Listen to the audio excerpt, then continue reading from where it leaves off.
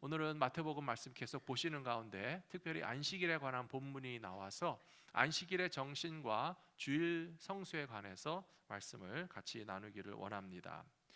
우리는 지난 1년 반 동안에 예배가 왜 중요한지에 대해서 많은 생각을 할 수밖에 없는 그런 상황들을 보내왔습니다. 주일 성수라고 하는 말도 교회 다니시는 분들은 많이 들어보셔서 잘 아실 텐데요, 주님의 날을 거룩하게 지킨다라고 하는 뜻입니다. 우리는 일요일을 일요일이라고 부르지 않고 썬데이라고도 부르지 않고 주님의 날이라고 부릅니다. 예배하는 날로 알고 있습니다. 그래서 이 주님의 날을 거룩하게 지키는 것이 신앙인들, 크리스찬들, 우리들의 귀중한 신앙의 특권이고 의무라고 생각하는데요. 그러나 코로나의 상황이 딱 벌어지니까 상상하지 못한 그런 일들이 벌어졌습니다. 행정명령으로 말미암아 모든 불필요한 필수적인 모임이 아닌 것은 다 중단시키는 명령이 내려졌습니다. 학생들이 학교에 가지 않아도 된다. 학교를 폐쇄했고요. 관공서에도 출입을 금하고 모든 서비스들이 많이 중단될 수밖에 없었습니다. 개인 비즈니스 가운데서도 정말 인간의 생존에 꼭 필요한 일이 아니라면 대부분의 비즈니스들을 멈추고 출근하지 말고 사업장의 문을 닫도록 하는 명령이 1년 반 전에 내려졌었고요. 교회도 역시 문을 닫고 성도들이 교회에 들어가서 예배드리지 못하도록 하는 그런 상황이 벌어졌을 때 우리는 평생 겪어보지 못한 상황이라 얼마나 당황했는지 모릅니다. 연세가 드신 분들은 많이 하셨던 말씀이 우리는 전쟁통에도 예배를 드렸다. 그러므로 목숨 걸고 교회 모여서 예배 드려야 된다. 틀린 말씀이 아니고요. 우리들도 사실은 그렇게 하고 싶은 마음은 물론 있었습니다. 하지만 그런 상황 가운데서 우리는 생각하고 또 생각했습니다. 과연 참된 예배라고 하는 것은 무엇인가? 현장에 모여서 교회 안에 들어와서 드리는 예배만을 하나님께서 온전한 예배로 생각하시고 방송을 통해서 드리는 예배는 하나님께서 받지 않으시는 예배인가 라고 하는 것을 고민하면서 진정한 예배의 의미와 또한 안식일의 그런 정신에 대해서도 생각할 수 있는 시간을 가지게 되었습니다. 코로나 이전에도 교회들은 방송 예배가 물론 있었습니다. 교회들마다 주일날 설교 내용을 동영상으로 올려서 홈페이지에도 게시하고 유튜브에도 올리는 일들을 우리는 코로나 이전에도 했었고 많은 교회들이 그렇게 하기 때문에 아마 좋은 목사님 설교를 들으시는 분들도 많으셨을 것입니다. 하지만 코로나 이전에 우리는 생각하기를 성도들이 주일날 교회 가지 않고 설교 방송만 슬쩍 보고서 주일 예배 때웠다라고 하는 식으로 생각하는 것은 옳지 못하다고 다 생각했었습니다. 바람직하지 못하고 부정적으로만 생각하던 것이 방송 예배에 대한 우리들의 생각이었습니다. 그러나 코로나 상황이 벌어지면서 우리의 생각들도 많이 바뀌었습니다. 이렇게 전염병이 대유행하는 상황 가운데서 교회에 모여서 드리는 예배가 성도들의 건강과 안전을 위협한다면 우리가 굳이 정말 목숨을 걸다시피 하면서 현장에 모여서 드리는 예배만을 하나님이 기뻐하실지, 아니면 비록 가정에서 드리고 혼자 드리고 식구들끼리 드리고 작은 화면이나 혹은 컴퓨터 화면을 들여다보면서 드리는 예배라 할지라도 하나님께서 받으실 만한 예배를 우리가 드릴 수 있다는 것을 깨닫게 되면서 신앙인들의 그 예배에 대한 생각이 제자리를 찾게 된 것이라고 저는 생각합니다. 오늘 읽으신 본문 말씀에 보시면 예수님과 유대인 지도자들 가운데 안식일에 관한 논쟁이 벌어지는 두 가지 이야기가 연속적으로 붙어 있습니다. 첫 번째 스토리를 보시면 하필이면 안식일인데 예수님과 예수님의 제자들이 밀밭 근처를 지나시다가 제자들이 밀밭에 익은 것을 이렇게 훑어내서 그것을 비벼가지고 먹는 것을 보았습니다. 바리새인들이나 유대계 지도자들을 보니까 저것은 안식일이라고 하는 규정으로 놓고 보면 지금 노동을 한 것이고 추수를 한 것이고 탈곡을 한 것이고 요리를 한 것이고 음식을 해 먹은 것이에요. 그러니까 문자적으로 딱 봤을 때 그것은 안식일 조항에 위배되는 행동을 한 것이기 때문에 예수님의 제자들이 잘못됐다라고 하는 비판을 가하기 시작한 것입니다. 엄밀한 의미에서 말하자면 그들의 말이 틀린 것이 아닙니다. 왜 하필이면 안식일인데 그렇게 곡식에 나달을 걷어가지고 비벼가지고 먹는 그런 조심스럽지 못하고 율법과는 좀 상치되는 행동을 했을까라고 비판받을 만한 것이 사실이지만, 예수님은 분명히 말씀하셨습니다. 예수님의 제자들이 뭐 장난으로 한 것도 아니고요, 율법을 무시해서 한 것도 아니고요, 저들이 실제적으로 배가 고팠기 때문에, 사람이 배가 고프면 음식이 있을 때 나도 모르게 손이 가고 그 음식을 자기 육체를 위해서 먹으려고 하는 욕구가 발동하는 것은 지극히 당연한 것이고요, 그것은 생존에 관한 것이고요, 인간에게 있어서 생존권이라고 하는 것은 하나님께서 우리에게 주신 당연한 권리이기 때문에, 배가 고파서 먹은 것에 대해서는 하나님도 죄라고 하시지 않는데, 그것을 안식일이라고 하는 조항만을 놓고서 따져가면서 정죄하는 것은 당신들이 잘못된 것이다, 예수님께서 변호해 주시고 예수님께서 해명해 주시는 것을 볼 수 있습니다. 이때 이어지는 말씀에 보시면 또 안식일에 예수님께서 회당에 들어가셨거든요. 예수님을 계속 감시하고 예수님을 비판하고 예수님의 허점을 찌르려고 노리던 사람들이 보니까 팔을 못 쓰는 불편한 그런 장애인을 보게 됐습니다. 그러면서 짐짓 예수님에게 이렇게 딱 덫을 놓고 유인을 하는 것입니다. 안식일에 환자를 고쳐주는 것이 옳습니까? 라고 하면서 예수님이 그 사람을 고쳐주나 안 고쳐주나 보고 있던 사람들 속마음을 다 들여다보시는 예수님께서 뭐라고 하셨습니까? 안식일인 줄 다 알지만, 노동을 멈춰야 되는 날이라고 하나님께서 명령하신 것을 알지만 조금도 예수님은 개의치 않으시고 그 환자에게 손을 내밀어라 명령하시면서 그 장애인의 불편한 몸을 고쳐주시는 치유 사역의 일을 당당하게 하신 것을 볼 수 있습니다. 여기서 예수님은 이 안식일에 관한 이 두 가지 충돌의 사건을 우리에게 알려주시면서 우리 모두에게도 안식일의 의미가 과연 무엇인지 깊이 깨닫고 우리에게 안식일을 허락해 주시고 명령하신 하나님의 뜻을 이해하면서 신앙생활하라고 오늘 가르쳐 주시고 있다고 저는 믿습니다. 잘 아시는 것처럼 안식일은 모세를 통해서 주신 10가지 계명 가운데서 네 번째 계명에 해당되는 것입니다. 네 번째 계명, 출애굽기 20장 8절에 보시면 너희는 안식일을 기억하여 거룩하게 지키라. 엿새 동안은 힘써 내 모든 일을 행할 것이나 일곱째 날은 내 하나님 여호와의 안식일인즉 너나 내 아들이나 내 딸이나 내 남종이나 내 여종이나 내 가축이나 내 문 안에 머무는 객이라도 아무 일도 하지 말라. 하나님 분명히 이렇게 명령하셨습니다. 이 안식일에 관한 내용 말씀을 보시면 7일 중에 6일은 열심히 일하라고 하셨습니다. 사랑하는 성도 여러분, 평일에도 놀다가 주일에도 또 놀라고 하지 마시고요, 평일에는 열심히 일하시고 안식일에는 안식하시게 되기를 부탁합니다. 그런데 하나님께서 얼마나 이것을 철저하게 명령하셨는가 하면 너도 쉬고 너의 자식들도 쉬고 너의 종들도 쉬게 해주고 짐승 가축도 부려먹지 말고 심지어 너의 문 안에 들어와서 여행하고 있는 혹은 나그네로서 신세지고 있는 사람들까지도 쉴 수 있는 권리를 조금 더 침해하지 말고 완전히 쉴 수 있게 하는 것이 하나님의 명령이라고 정확하게 십계명 말씀 가운데 우리에게 가르쳐 주시고 있습니다. 사랑하는 성도 여러분, 오늘 하루는 정말 주 안에서 마음껏 푹 쉬시기 바랍니다.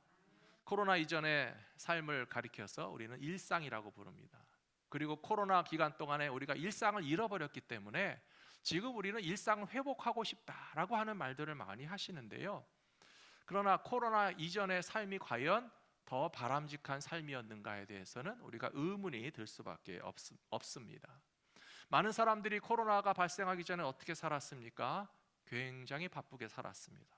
학교와 직장에 가느라고 바쁘게 다닌 것도 사실이지만, 그러나 얼마나 밖에 나가서 사람도 많이 만나고 여행도 많이 하고 또 돈도 쓰러 다니고 세계를 다니면서 여행을 하고 불필요한 활동과 모임과 만남과 그 모든 이벤트들이 너무 많아서 우리의 삶은 항상 스케줄로 꽉 차 있고, 뭔가 하는 스케줄로 차 있지 않으면 마치 열심히 살지 않거나 인생의 어떤 의미를 찾지 못하는 것처럼 다람쥐 쳇바퀴 돌듯이 정신없이 바쁜 삶을 살아가면서 우리 마음에는 사실 안식이 없었던 것이 사실입니다. 그런데 최근에 코로나가 끝나가는 이 상황에서 어떤 조사 결과를 보니까 미국 사람들의 삶의 방식이 코로나 기간을 지나면서 많이 달라졌다는 거예요. 뭐가 달라졌나 하면 집 안에 머무는 시간이 훨씬 길어졌다고 합니다.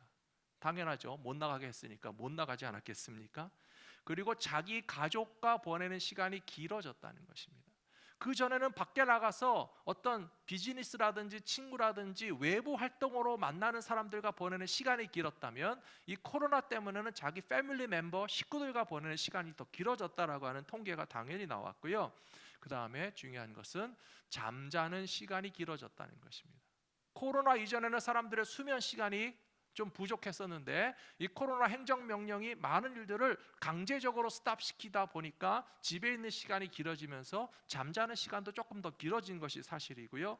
혼자 조용히 취미 생활하는 시간도 길어졌고, 밖에서 밥 먹는 일이 많았던 사람들이 이제는 가정 안에서 혼자 먹든지 식구들과 먹든지 집 안에서 식사하는 그런 횟수와 그런 내용이 많아졌기 때문에 이런 통계들을 분석하자면 사실은 코로나 기간 동안에 우리는 더 건강한 삶을 살게 되었고, 가족 중심의 삶을 살게 되었고, 또 마음에 좀 휴식을 가질 수 있는 그런 여유도 코로나가 강제적으로 준 것이 사실이다라고 하는 통계 자료를 보았습니다.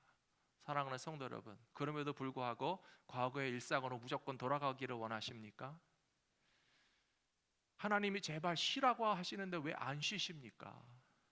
하나님보다 코로나가 더 무섭습니까? 코로나가 쉬게 할 때는 어쩔 수 없이 쉬고, 하나님은 쉬어라 쉬어라, 제발 7일 중에 6일은 열심히 일하지만 7일 중에 하루만큼은 온전하게 쉬면서 너도 쉬고 식구들도 쉬고 함께 일하는 사람들도 쉴 수 있도록 하나님의 창조 질서에 맞춰서 안식일을 누릴 수 있는 것을 명령하셨음에도 불구하고 우리가 이제까지 순종하지 못했다고 한다면, 코로나가 끝난다 할지라도 하나님의 말씀에 의지하고 순종하여서 안식의 특권과 안식의 의무를 충실하게 실천하심으로써 주님이 주시는 휴식과 재충전의 시간들을 언제나 가지실 수 있는 모든 성도님들이 되시기를 축복합니다. 오늘 안식일의 의미 가운데 첫 번째는요, 안식일의 참된 의미는 하나님을 섬기고 예배하는 데 있다. 잘 아실 것입니다. 안식일이라고 해서 아무 일도 하지 않고 모든 노동을 중단하는 데에만 키포인트가 있는 것이 아니고, 하나님께서 우리에게 안식하며 쉬게 하신 가장 중요한 강조점에는 안식일이 예배하는 날로서 하나님을 만날 수 있는 기회로 주신 축복이라고 하는 사실을 기억하고 그것을 실천해야 될 것이라고 믿습니다. 안식일에 노동만 안 한다고 안식일을 지키는 것이 아니고요, 안식일에 일을 쉬어야 하는 이유는 일하는 것이 나쁘거나 옳지 않아서가 아니고요, 안식일에 쉼으로써 예배 드리기 위해서 쉬어야만 한다고 하나님께서 우리에게 가르쳐 주셨습니다. 마태복음 12장 5절 6절에 보시면, 또 안식일에 제사장들이 성전 안에서 안식을 범하여도 죄가 없음을 너희가 율법에서 읽지 못하였느냐? 내가 너희에게 이르노니 성전보다 더 큰 이가 여기 있느니라. 예수님 말씀하셨습니다. 안식일에 쉬지 못하는 사람들이 있습니다. 누구죠? 구약 시대의 이스라엘의 제사장들이 어떻게 하나님께 예배를 드렸는지 그 성전과 성막들에서 벌어지는 일들을 한번 생각해 보세요. 제사장들이 소를 잡아야 됐어요. 양을 잡아야 됐습니다. 소 잡아 보신 분 있으십니까? 소 잡는 게 쉽겠어요? 얼마나 힘이 센 그 짐승을 얽어 놓고 붙잡고 또 꼼짝 못하게 하고 그 생명을 끊어야 되잖아요. 가죽을 벗겨야 되고 살을 잘라내야 되고 물로 씻어야 되고 불을 피워야 되고 번제단에 태워야 하는 그 모든 일들이 노동도 이만저만한 노동이 아니었을 것입니다. 그런데도 불구하고 안식일에 단지 아무 일도 하지 않고 쉬기만 하는 것이 아니라 제사장들은 하나님께 예배드리는 일을 하기 위해서 힘든 일을 해야만 했고요, 그렇게 정말 피와 살이 튀고 기름과 연기가 흐르는 그런 번제의 예배를 드린 후에 성막에 들어가서 또 예배드리기 위해서는 제사장의 몸을 씻어야 했고요, 제사장의 예복을 입어야 됐고요, 성막 안에 들어가서 향을 피우고 등불을 켜놓고 기도를 하면서 정말 하나님께 예배드리는 일, 어떻게 보면 그것도 노동이라고 할 수 있지만 안식일은 아무 일도 하지 않는 것이 안식일의 전부가 아니고 예배하는 일을 하는 것이고 하나님을 섬기는 일. 그래서 영어로 예배를 뭐라 그럽니까? 서비스라고 그럽니다. 하나님께 서비스 하시는 날이에요. 하나님께 예배드리고 봉사하는 그 일을 하기 위해서 다른 세상의 노동을 쉬고 하나님의 일을 하는 날이 안식일이라고 가르쳐 주신 것을 기억한다면 우리는 이 안식일을 통해서 무슨 일을 해야 될지를 깨닫게 되실 것이라고 믿습니다. 사랑하는 성도 여러분, 그렇다고 해서 예배를 드리고 안식일을 지키는 것이 하나님만 좋자고 하는 것이라고 오해하지 마시기 바랍니다. 사랑하는 성도 여러분, 예배하면 우리가 기쁨과 만족을 얻게 될 줄로 믿습니다. 예배하느라고 힘들고 피곤해서 못 견디겠는데 교회로 억지로 나오신 분이 있다면 그것이 아니고 하나님을 섬기는데 이상하게 내가 힘이 나고 하나님께 예배를 드리는데 내가 은혜를 받고 나는 하나님을 기쁘시게 하기 위해서 봉사하는 일을 하고 있지만 그것이 나의 영혼과 나의 삶을 재충전하고 계신다는 사실을 반드시 경험할 수 있는 그 예배의 진짜 의미를 깨닫고 누리실 수 있는 우리 성도님들이 되시기를 저는 부탁합니다. 무엇을 통해서 그것을 알 수 있는가 하면요, 사마리아 수가성 여인을 만난 것을 통해서 알 수 있어요. 사마리아 수가성 여인이 쉼이 없었습니다. 안식이 없었어요. 육체적으로만 쉬지 못한 것이 아니라 그 여자는 정신적으로 안식을 얻지 못했습니다. 그리고 자연스럽게 이 여인과 예수님의 대화가 어디로 넘어갑니까? 예배에 관한 이야기로 넘어갑니다. 여자도 예수님에게 질문했습니다. 당신들 유대인은 예루살렘에서 예배드려야 된다 그러고 우리 사마리아 사람들은 여기 사마리아에서 예배드리면 된다 그러는데 어떤 예배가 진짜입니까? 왜 이 여자가 화제를 예배로 돌렸을까요? 제가 이야기를 시작하기 전에 분명히 말씀드렸죠. 예배는 하나님만 섬기는 것이 아니고 하나님만 좋자고 하는 것이 아니고 예배하는 자들의 상처를 치유하는 현장이 예배가 될 줄로 믿습니다. 우리의 고갈된 심령이 새 힘을 얻게 되는 것이 예배의 체험이 될 줄로 믿습니다. 사마리아 수가성 여인도 그것을 알았기 때문에 나는 그냥 물을 기르러 왔지만 그러나 내 영혼의 목마름을 채워주시는 분을 만나서 하나님께 예배하고 예수님을 만나게 되면 나의 심령이 진정으로 릴렉스 될 수 있고 진정으로 쉼을 얻을 수 있고 정말 이렇게 피곤하고 긴장하고 참된 쉼을 누리지 못하는 나의 영혼을 살리시는 것이 바로 예배라는 사실을 알았기 때문에 어디에서 예배 드려야 됩니까? 라고 하는 장소에 대한 질문을 했지만 예수님께서는 분명히 거기서도 어떤 선입견들을 깨뜨리신 거예요. 예루살렘도 아니고 사마리아도 아니고 장소가 중요한 것이 아니고 현장 예배를 드리고 방송 예배를 드리는 것이 아니라 하나님은 신령과 진정으로 예배하는 자들을 찾으시느니라.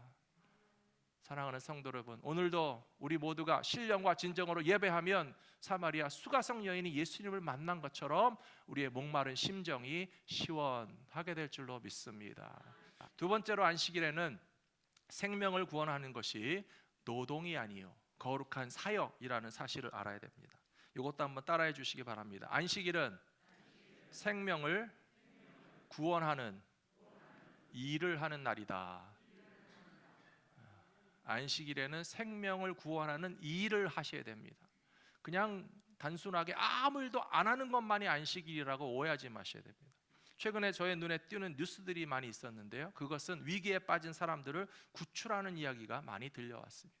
한국에서 어떤 뉴스를 보니까 버스 정류장에 서 있던 여자분이 갑자기 픽 쓰러져서 졸도를 했습니다. 주변에 있는 분이 보니까 그분이 심장마비가 온 것 같았어요. 그래서 CPR에 대한 좀 지식이 있기 때문에 그분을 편하게 눕히고 기도를 확보하고 CPR 가슴 마사지를 하면서 다시 이 호흡이 또 피가 순환될 수 있도록 하면서 911을 불러가지고 그 여자분을 소생시켰다라고 하는 뉴스를 보았습니다. 그리고 그 살아나신 분이 고백하기를 나는 이제 죽었다가 살아나는 것이고 주변에 계신 분들이 나에게 이 CPR을 통해서 심폐소생술을 통해서 나를 살려주셨기 때문에 이제 나도 다른 사람들을 살리는 일을 하며 살고 싶습니다 라고 하는 정말 뉴스 중에도 반가운 뉴스를 보았습니다. 예수님이 오늘 뭐라고 말씀하고 계십니까? 집안에 양 한 마리가 우물에 빠져도 급하게 생명을 살리기 위해서는 오늘이 뭐 안식일인지 아닌지, 노동을 해야 되는지 말아야 되는지 따질 것 없이 무조건 생명을 살리기 위해서는 살리는 일을 하는 것이 당연하지 않느냐. 예수님께서 무엇을 말씀하시는 것입니까? 우리들이 생명을 살리는 일을 언제라도 해야 되지만, 주님의 날에, 안식하는 날에, 예배하는 날에 우리가 생각해야 될 것은 영혼을 살리고 복음을 전하고 상처받고 지친 사람들이 회복될 수 있도록 돕는 일을 얼마든지 하는 것이 안식일의 정신에서 조금 더 벗어난 것이 아니라고 가르쳐 주신 것을 기억하실 수 있는 저와 여러분들이 되시기를 부탁드립니다. 바울과 실라가 복음을 전하고 또 그 도시에 귀신 들린 여자아이 하나를 자유케 해줬어요. 예수의 이름으로 귀신이 물러가게 해줘서 자유를 얻게 했는데, 이 여자아이를 이용해 먹던 주인이 고발을 해가지고 매를 맞고 감옥에 갇혔습니다. 바울과 실라가 복음을 전하고 선한 일을 하다가 감옥에 들어갔으니까 얼마나 화도나고 실망스럽기도 하고 하나님께 원망하고 싶은 마음도 조금 있었겠지만, 그러나 말씀해 보시면요, 감옥에서 찬송하고 기도했습니다. 사랑하는 성도 여러분, 교회에서 찬송하고 기도하지요. 거꾸로 뒤집어 가지고 감옥이라도 찬송하고 기도하면 거기가 교회가 될 줄로 믿습니다. 여러분들의 가정에서 찬송하고 기도하면 여러분들의 가정이 교회와 같은 장소로 하나님 받아주실 줄로 믿습니다. 바울과 실라가 그 감옥에 갇혀서 매를 맞고 억울한 그런 시간 가운데도 하나님 앞에 원망하는 것이 아니고 찬송하고 기도했더니 얼마나 놀라운 역사가 일어났는지 아십니까? 지진이 일어났고요, 옥문이 다 열렸고요, 지진이 나면서 등불이 다 떨어져서 꺼져가지고 캄캄한 이 칠흑과 같은 동굴 속과 같은 땅 속의 이 감옥 안에서 모든 죄수들이 한 명도 안 도망갔어요. 참 이상하죠? 찬송과 기도의 능력이라고 저는 믿습니다. 죄수들이 얌전히 있고 바울과 실라도 가만히 있는데 놀라서 당황한 사람은 감옥에 간수한 사람뿐이었어요. 그 사람이 불을 달라 하면서 외치고 들어와서 칼로 자결하려 하거늘. 큰일 났다. 지진이 나서 옥문이 열리고 죄수가 다 도망가면 그 죄수들의 받을 벌을 내가 다 뒤집었으면 그래서 죽느니 나는 스스로 죽겠다라고 하는 이 위기 가운데서 바울과 실라가 분명히 말씀했습니다. 주 예수를 믿어라. 그리하면 너와 내 집이 구원을 얻으리라.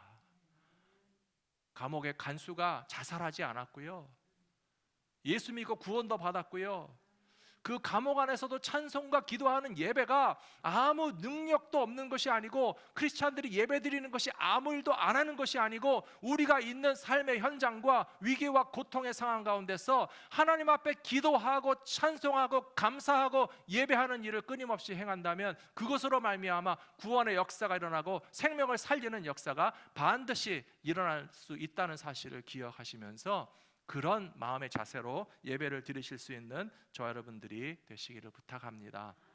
마지막 세 번째로, 우리가 안식일의 주인이 되시는 예수님의 뜻을 따를 때에 율법주의의 한계를 극복할 수 있습니다.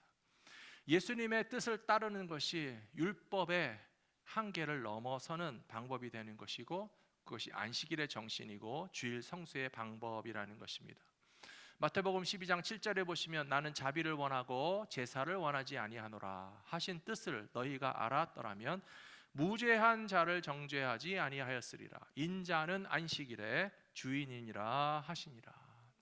안식일에 예수님이 주인공이시고 하나님이 예배를 받으실 분이라는 사실을 믿으십니까? 하나님께서 이스라엘 백성들에게 안식일을 명령하신 이유는요, 노동하지 않고 쉬라는 의미가 분명히 있습니다. 그리고 하나님께 예배를 드리라는 뜻도 분명히 있습니다. 근데 더 높은 차원에 올라가면요, 율법 자체를 순종하는 것이 가장 중요한 율법의 정신이라고 하는 것이에요. 그런 말이 있죠. 법을 몰라서 법을 못 지키시는 분들도 있지만 법을 아는데 법을 더 안 지키는 사람도 있다고요. 율법을 몰라서 못 지키는 사람보다 더 문제는 율법을 알고도 안 지키는, 소위 말해서 율법의 전문가이고 율법의 선생님이고 자기네들은 율법적으로 완전하다고 큰 소리 치는 사람들이 그러나 사실은 더 율법을 안 지키는 사람이라고 예수님이 비판하시는 것을 우리가 기억하면서 우리는 어떤 사람들인가 돌아봐야 할 것이라고 생각합니다. 예수님이 그런 사람들을 향해서 무슨 표현을 하셨는가 하면 낙타는 삼키고 하루살이는 걸러낸다, 그렇게 얘기하셨어요. 큰 낙타는 큰 이익이 되니까 꿀꺽 삼키고요, 하루살이는 아무것도 아닌데 그런 것들은 다 이렇게 잘 지키는 것처럼 하면서 이거 봐라, 우리는 이렇게 하찮은 하루살이 같은 하나님의 작은 말씀도 잘 지킨다 자랑하지만 사실은 뒤에서 낙타를 통째로 삼키는 사람들이라는 뜻이에요. 이스라엘 사람들이 하는 말 가운데 고르반이라는 말이 있습니다. 고르반이라는 말은 하나님께 드린 바 되었다라고 하는 뜻이에요. 참 좋은 말입니다.